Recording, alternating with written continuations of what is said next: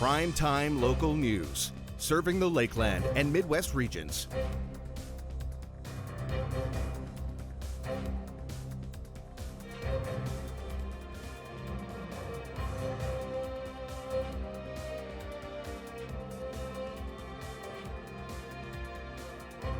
And turning to local news now, the Lloydminster Rotary Club is back this week with a guest from Focus Society.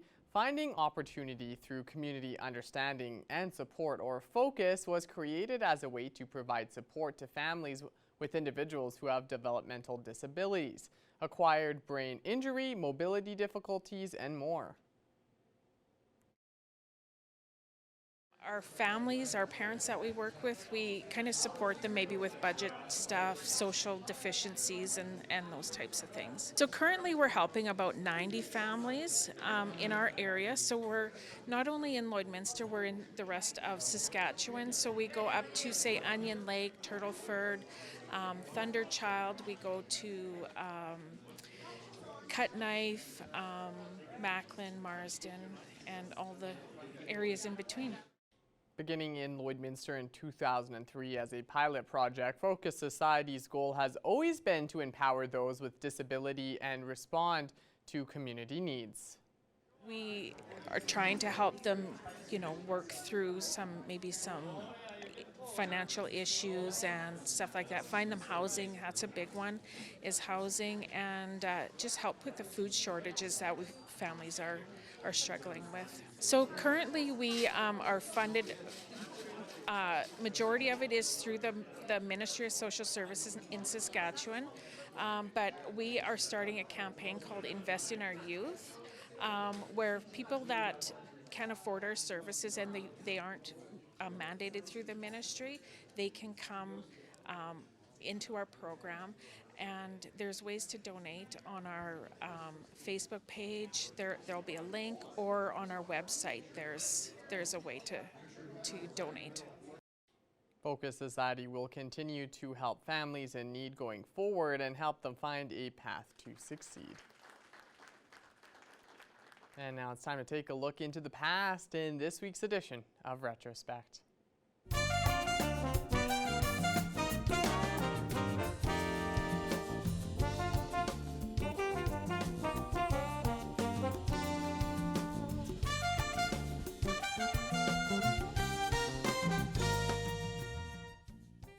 We start Retrospect this week in 1994, with a manhunt underway after a shooting in Kitscoty leaves a man dead. Big city crime comes to small town Alberta.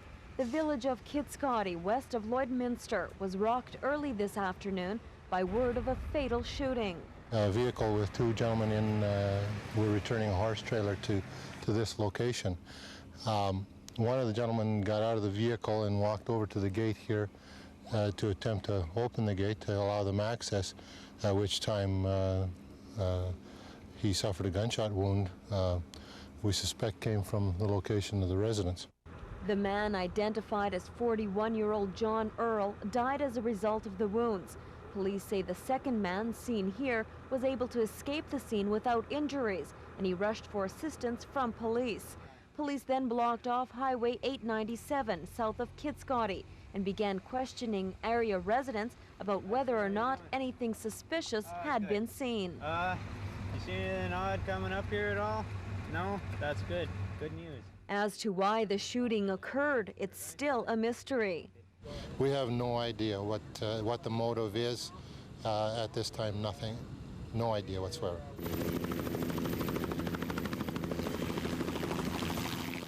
Late this afternoon, RCMP called in emergency response teams from Edmonton to search for the murder suspect, 45-year-old Robert Arthur Earl, also of Kitscoty. They went to the suspect's home and looked around both by air and on the ground. Police say shortly after 5, rescue crews found him dead.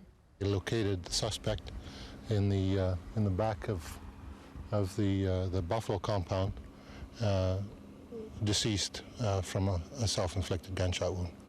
Police are treating this case as a murder-suicide. And in 1998, a group in Bonnyville discusses the issue of gambling. The town of Bonnyville it has to be commended for what has taken place.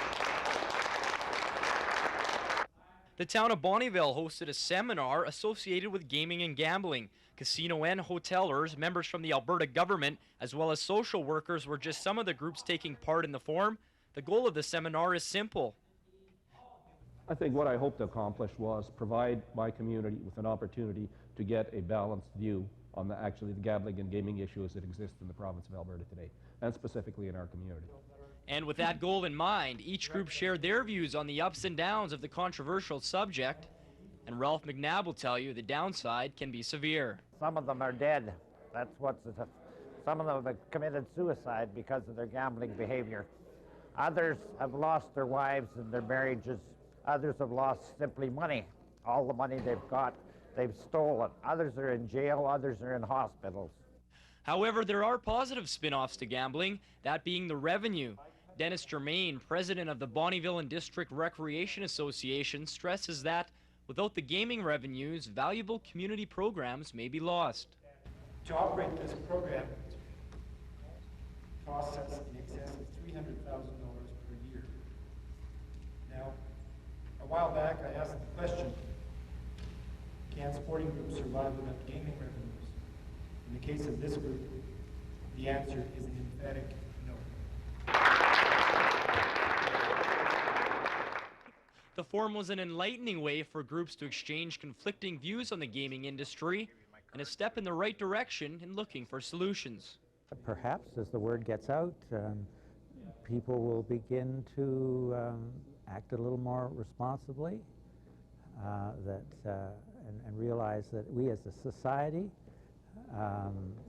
have to act responsibly too.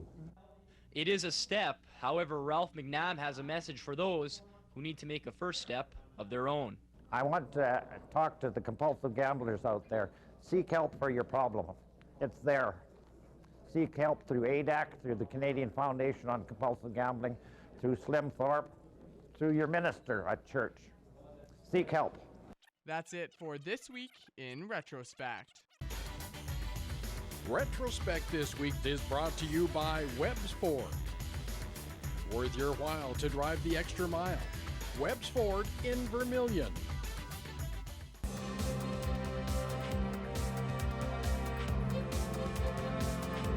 Moving over to sports now, we are now past the second set of races for the CPCA season, with the next event taking place in Wainwright this weekend. Our Thomas Wildman has more. Today, once again, we have the Vice President of the CPCA, Greg Buchanan, here today to talk to us about the races that took place this past weekend at North Battleford, as well as the upcoming races that will be in Wainwright. And so thank you once again for being with us, Greg. Thanks for having me there, Thomas. All right, Greg, so one thing that anybody who's looked at the results or watched the races down in North Battleford can agree upon, there's one name that comes to mind, and that's Chris Flanagan. He swept the table, winning for the Dash for Cash, as well as all of the other big awards, and now leads the CPCA standings. So, Greg, tell me a little bit about how impressive of a run Chris Flanagan had at North Battleford this past weekend. Yeah, swept the table, and this was building too. Like this is a driver that's kind of building on his barn last number of years, and then even building in his barn in the opening weekend in Meadow Lake. You saw flashes of it in Meadow Lake over that 3-day show, and then in North Battleford, a chilly night on Thursday, warmed up on Friday, and Chris really seemed to warm up with the weather too. His outfit was popping, as they say, coming out of the barrels, and wins the aggregate show title after 3 days of racing, and then gets to the Dash for Cash and grabs that number one barrel and gets on that rail and does not look back. But Preston Faithful just finished in second in that dash, 0.02 of a second back of him. So it was a very impressive Dash for Cash and a great way to leave North Battleford after not racing there for the last number of years. Fans wanting more now, so that's great to see. And so with Chris Flanagan now rising up to that first spot, Devin Mitzwing then fell to second spot in the driver's standings. We also see Logan Gorst now rising up the standings, as well as Ryan Baptiste and Todd Baptiste are also rising up. And then Preston Faithful is rising up the standings after good races at North Battleford. Greg, tell me about those drivers and how good they looked at North Battleford and then going into Wainwright this weekend. Yeah, I think Preston Faithful has always been kind of knocking on the door. You know, you look at what he did last year, and then you know, outside of the CPCA, he went to a WPCA show with the Grand Prairie Stampede. It didn't go his way there. Lacked a little confidence after that week, and you kind of almost doubt yourself. But he had a strong Meadow Lake show and really came out hard in North Battleford. Almost won a day money a couple of times. So Preston Faithful bounced back. You look at, you know, even a Danny Ringette had a solid show in North Battleford, and Ryan Baptiste brothers again knocking on the door, and Ryan Baptiste qualifying for a Dash for Cash, draws a number 3 barrel. And on a short track like that, if you're coming off barrel number 3, it doesn't look good for you if you're trying to get to that rail and trying to get around that track quick. And so, Greg, tell me a little bit about the Wainwright races and kind of the conditions that we'll be seeing, as well as some of the other events that will be happening at Wainwright this weekend. I think more than anything, it's all about the track in Wainwright. It's the smallest track in the sport of chuck wagon racing. So it is, you come out of the infield, you get around the first corner, second corner, and all of a sudden there's not much of a third corner, not much of a fourth corner, because all of a sudden you're home. So it's turn to the left and keep on going. They call it a bull ring.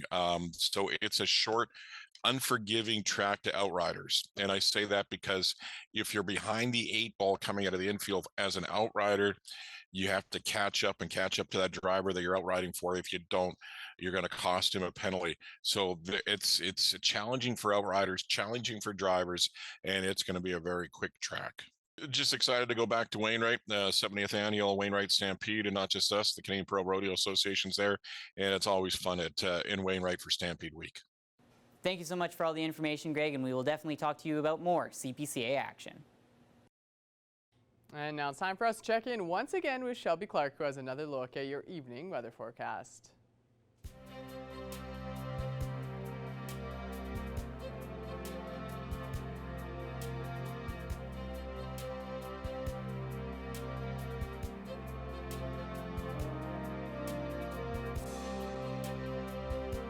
Thanks so much again there, Mr. Jace Mackey. Yes, now taking an extended look at your weather forecast, we will be starting off with the central zone of the provinces, and we have cooled down quite a bit. We are seeing those single digits even for what most of these spots are just sitting at. On our Alberta side, we are seeing that 8 and 9 in some of these areas. Then we even have 2 degrees over in Jasper, 6 now in Rocky Mountain House, and then we have a few that are now just hitting those double digits with 11 in Athabasca and 13 in Edmonton. So Alberta side is looking a lot more cooled down for today as we start off this week. But as we were saying before, this is a nice break from those scorchers and the dry heat, so I think none of us are really complaining. But now as we go over to our Saskatchewan side, they are looking at some normal spring-summer temperatures compared to our Alberta side. We have for all of these areas just past that 20-degree mark. North Battleford is just hitting it, and then we have 21 for both Meadow Lake and Prince Albert, 20 degrees also up in Cold Lake, and then Melfort and Saskatoon at 22 and 23. So looking slightly warmer on our Saskatchewan side. Going over to our northern zone now, they are also looking at slightly warmer conditions as well. We have a few spots that are looking slightly cooler up in Uranium City, Stony Rapids, and Wollaston Lake at that 11-degree mark, and then we start to warm up from there as we go a bit lower. 17 over in South End, while it is 19 in both La Loche and Buffalo Narrows, and Flin Flon has flipped the script, and they're just at 26, so just even a few degrees off from that 30-degree mark. Going over to our Alberta side here in our northern zone, they are looking a lot warmer compared to what we are seeing in our central area. Slave Lake seems to be seeing the coolest temperature there with 11 degrees, and then we start to warm up from there. 14 in Fort McMurray, while it is 16 and 17 for Peace River and Fort Chipewyan and down in Grand Prairie. And then up in high level, they're just at 18. So they are, for the most part, sitting at those teen temperatures, just a few digits off from that 20-degree mark. So looking slightly warmer. Now as we go over to our southern zone, they have cooled down kind of what we are seeing, in our central area. Medicine Hat seems to be looking at the warmest temperature. They're just at 21, and then we start to cool down from there. 19 in Lethbridge, while it is 15 up in Coronation. Calgary and Banff are seeing the slightly cooler temperatures just at 8 and 10 in Calgary. And now as we go over to our Saskatchewan side to check them out in our southern zone, they are looking a lot warmer as well. So they are seeing some normal temperatures to start off this week. Hopefully they will catch a break as well and kind of cool down, maybe get a little bit more rainfall. 19 in Swift Current as they are looking at this coolest condition on this side. And then we have 20 degrees over in Yorkton and down in Estevan, 21 up in Kindersley, and then Moose Jaw and Regina looking at the warmest conditions there with 23 and 25. So just a few digits off from that 30-degree mark. But now as we look at some overnight evening lows expected for tonight on this list in our surrounding area, we will be looking at, for the most part, single digits for our evening low temperatures in these spots. So we will be cooling down quite a bit.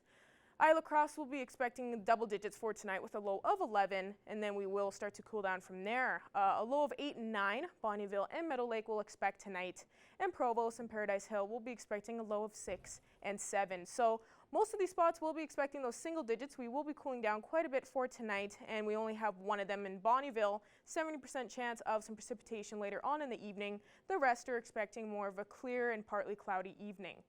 And looking at our hourly forecast for our Tuesday here in the Border City, we will be seeing another cool day tomorrow as we are just starting off at that 8-degree mark. We will be hitting those double digits for our daytime high, just around 15 degrees. So we are expecting another cool down day because past that, we will kind of start to warm up from there. We will be seeing some more rainfall for tomorrow, which will be nice. We definitely need it. And then we start to expect some scorchers later on. 18 on Wednesday, and then we even hit that 20-degree mark once again Thursday at 21, then reaching to that 25 on Friday as we head off into the weekend, and then we almost hit that 30-degree mark on Saturday and Sunday. So be prepared. We will have some scorchers and some sunnier days ahead after tomorrow, but hopefully we will be seeing some nice rainfall for tomorrow, and past that, some more sunny days. And that's all I have for now. I'm Jace Mackey. We'll have more news coming up after the break.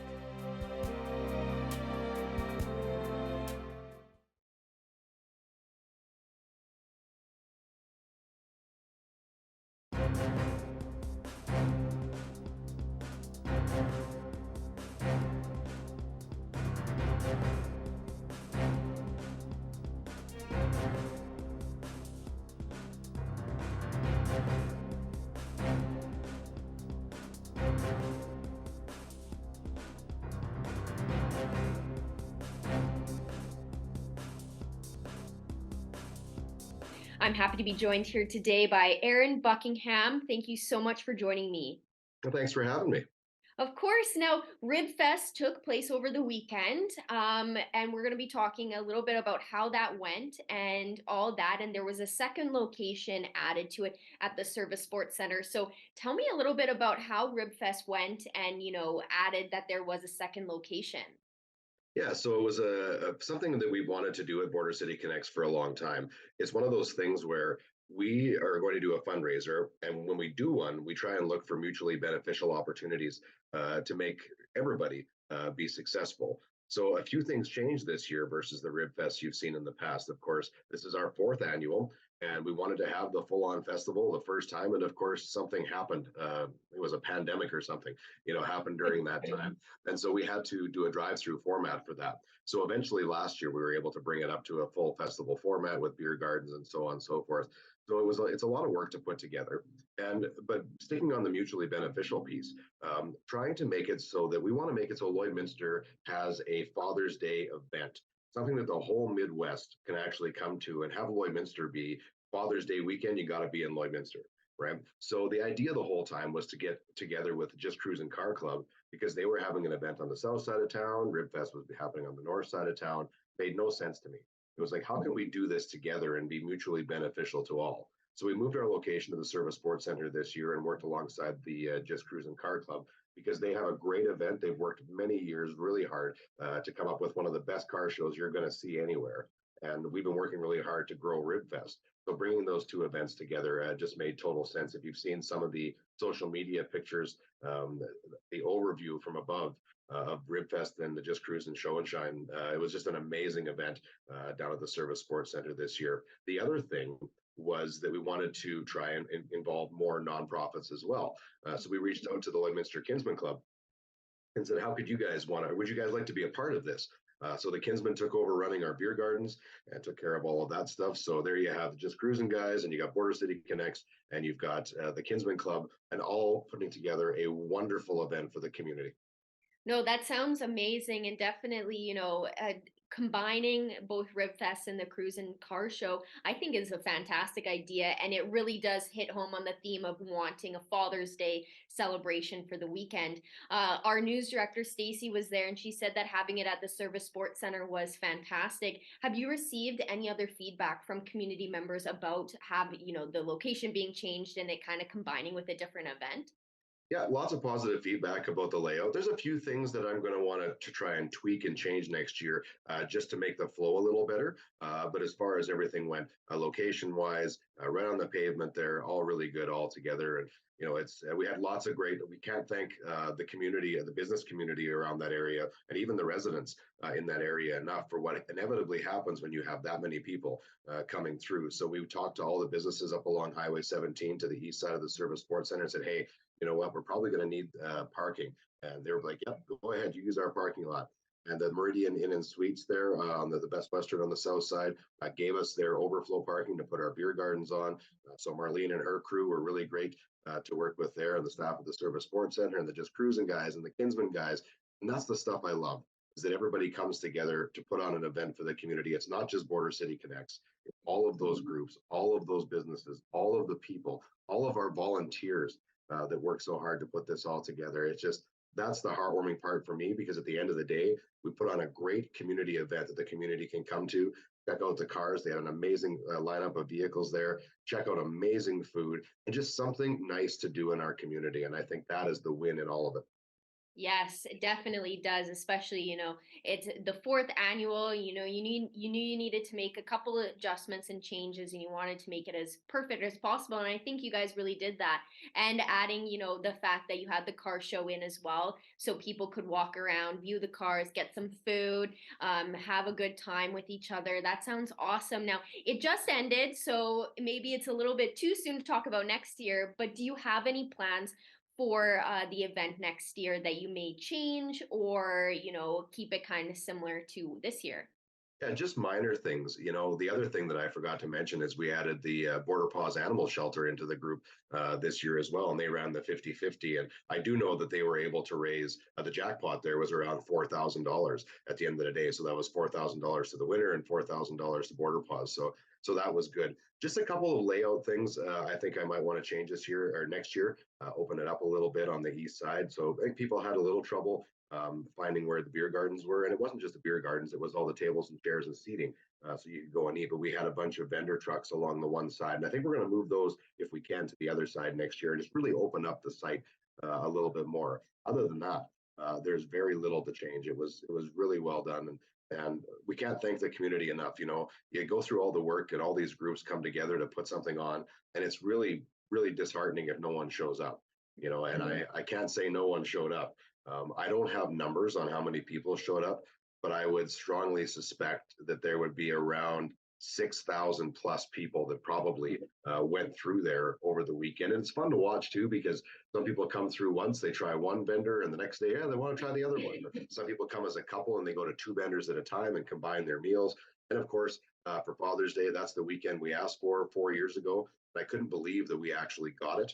I figured that some other group would have had Father's Day locked up for years in advance, but no one did.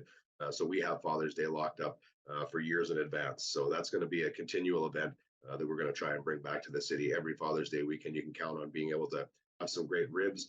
Additions this year, the roasted corn truck. If you didn't have some of that, you really missed out. I had my eyes open. Sometimes we're in our own little lane. I put salt and pepper on a buttered piece of corn. No, these guys had like 10 or 12 different spices, like taco seasoning and jalapeno popper spice and all these different things you put on a roasted corn. And he sold out. He brought enough corn, he figured, to have lots of leftovers, and he sold out with about 45 minutes left in the event. Border City Connect's major fundraising part of this is a lemonade stand that we have there, and people were raving about the lemonade. They just loved it.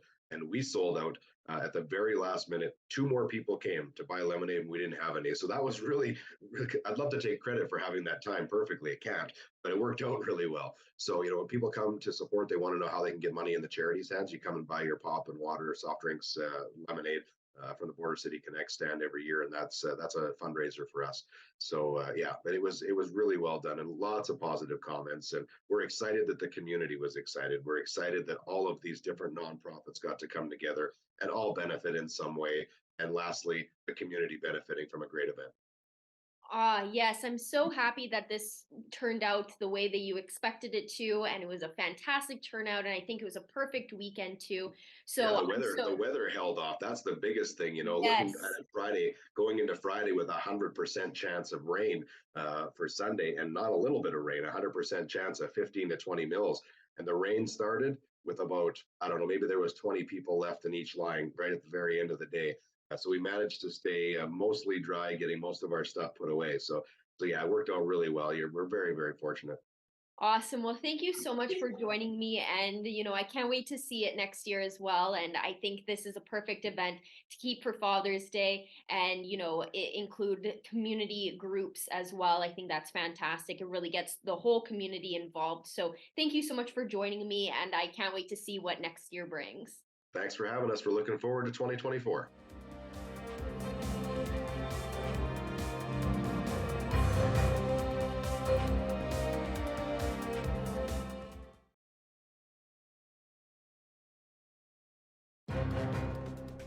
Furniture set and design supplied by Furniture Gallery, downtown Lloydminster. Joining us today for Primetime Local News, once again, is Peter Quillen, meteorologist with Global News. Thank you so much for joining us today, Peter. Yeah, thanks for having me, Shelby. Of course, no problem, because we want to speak on this. The summer season is officially starting this week. And of course, we've already had some serious scorchers already. So it's kind of weird to know that, we're kind of just kind of heading into the season. But can you start with explaining maybe how the spring season has already been extremely warm? Yeah, well, technically we had a bit of a slower start to spring. If you remember back to March and April, it really took us a while to get out of that winter. We were still seeing snow quite far into the season. But then as soon as May hit, we saw these very hot temperatures rolling in, and that has really caused a big shift. We've seen this hot air sticking around throughout the month of May, but then also into June. It's also been very dry weather. It was the third driest spring on record for the Lloydminster area. And in terms of the temperatures, it was the 32nd warmest on record. So it wasn't overly impressive in terms of that, but with the May numbers, those are a little bit more impressive for the Lloydminster area. We saw the warmest May on record for the city, and in terms of precipitation, it was the 6th driest May on record. Oh yeah, that's really crazy. And I do remember that it was definitely just kind of a switch up. 1 week went from kind of like around like those teen temperatures, and then it started to go right into those 20s, scorching, raining, getting close to those 30s. So I know, of course, a huge thing right now is how many wildfires are starting with this extreme heat. So what can you say that maybe you would, in your opinion, and expect as we head in more into the summer season? Yeah, so we do have big concerns because in June, we call it upper level low pressure system season. And that's when we get these lows that move in and they kind of stall and they dump a ton of rain. We really haven't seen a ton of that in the Lloydminster area and right across Alberta into Saskatchewan. But we need that so badly in June to keep that fire danger rating down into July and into August. So without that, we are in a pretty dire setup. Even though we do see some brief bouts of moisture, it quickly gets used up and it evaporates and it moves into the dry ground quite quickly. And then we dry out once again. So I have big concerns. I think this could probably be one of the worst fire seasons we've ever had. We'll likely see more smoke in the summer and more heat as we transition from what was called a La Nina, which brought in the cool, snowier winter, to an El Nino pattern into summer and fall. That is just going to bring in drier than normal conditions. So this could be just the start of what could be very bad. Yeah, no, and that's really devastating. I really hope that maybe things can switch up for the better for us. But I mean, I guess it is really good to also prepare and know what could be ahead for us here in the summer season. Now, I was going to also ask for, what to expect with the summer season, I guess, other than the dry heat, what kind of temperatures maybe, or even like tornado season for some of these spots. Yeah, so we'll start with the dry heat. So I think it will be drier than normal in Lloydminster unless one of those thunderstorms sits over the area and dumps a ton of moisture down onto the ground. In terms of the temperatures, though, most models are hinting at a hotter than normal summer for the Lloydminster area. Meteorological summer is June, July, and August. So I think that's pretty much a guarantee. We've already seen that off of the month of June so far. We saw the hottest on record in May. So we're into uncharted territory once we get into those hotter than normal and hottest ever months. months, it really brings in very dry conditions. And with this setup in terms of tornadoes, that's a little bit trickier to figure out. We've got these blocking patterns in the upper atmosphere that kind of hold these patterns in place for up to weeks at sometimes. We get these ridges that hold in place. One of them is called an omega block. And so it really depends on where those end up setting up in terms of how much severe weather we see. But we already saw that one day last week where we had 10 tornadoes in one day in Alberta. So it'll likely end up being above average in terms of tornadoes in Alberta. Oh, and I hope everybody will hopefully be safe during this tornado season. I know it's been pretty crazy. We've seen some beautiful shots so far, of course, of those tornadoes too, but hopefully I think everyone hopefully will be safe and just try to prepare for that. Now, for after all the summer season and seeing these conditions and what we might expect, how do you think this may change what winter will look like as it comes up? Good question. So when we have a La Nina like we had the past 3 winters, we have colder and snowier than normal conditions on average into an El Nino year, which there's now an El Nino advisory out issued by the North American Atmospheric Administration. That means that we've got actually over a 90% chance of El Nino developing. So it's going to happen, and that means we have drier and warmer than normal winters. So I think both those things will likely pan out from fall through to winter. So it might be one of those winters where you don't see as many extreme cold days. If you don't like the cold, it could be good for you, but it's certainly bad for the growing season because we do need that moisture to help increase the moisture levels in the ground. Well, I can't believe I'm saying this. Hopefully we will get a cold winter coming up ahead here, but Yeah. I'm one of those people that definitely don't enjoy it, but I do agree with you. It's something we do need, and it'll help us for the next summer season. Hopefully we won't be seeing this crazy wildfire type of season. Yeah, that is also a concern because often when we come out of an El Nino winter and we still have a hot, dry summer ahead, we didn't get enough moisture in the ground throughout winter. So this could bring about another bad wildfire season next year, but we'll have to wait and see. We're getting quite ahead of ourselves, and this is just our overall trend we're observing. A lot can change between now and then. Well, as always, we always enjoy getting your expertise on this subject, Peter. Really appreciate you joining us once again for getting kind of a look ahead of what we can expect here in the border city for the summer season and maybe winter. So thank you so much for joining us today. Yeah, thanks for having me. Ending off, we'll take another quick look at your 7-day forecast. We are expecting another cool day tomorrow and a high chance of some showers. So, enjoy it because we really need these wet conditions to help with the dry heat because then we will start to warm up after that. Wednesday and Thursday we will be starting to hit that 20-degree mark with 18 Wednesday and 21 Thursday, then even reaching 25 and 27 as we head into the weekend. So we will be seeing a scorcher on Friday to already start off that weekend and an expecting even warmer day on Saturday right on the weekend. So please make sure to enjoy it, and hopefully we will be seeing some nice rainfall tomorrow to kind of help wet things down. And as we head into next week, we will be seeing some scorchers continue on into next Monday. All right, thank you, Shelby, so much for that. It's great to have you back. Welcome back. Hope you had a great trip. And thank you all for starting your week with us here on Primetime Local News. Have a great night, stay dry, and we'll see you here again tomorrow.